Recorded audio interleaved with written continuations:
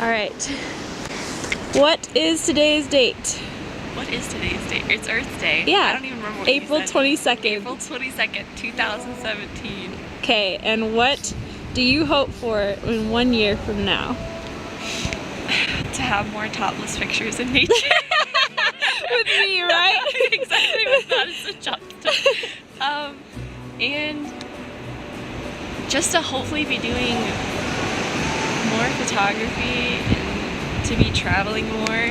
And I don't know if that means that's what God wants me to do. Yeah.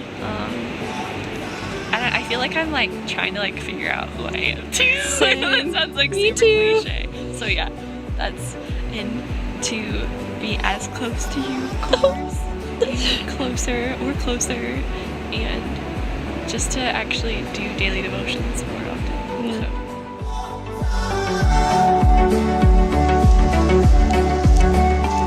So. Today. April 22nd, 2017. Okay, what do you hope for right now by this time next year? I don't know, right now I hope to be closer to my dreams and to have more direction in where I'm going in life and to continue to be friends with the people that I hold dear in my heart. Like me? Like you.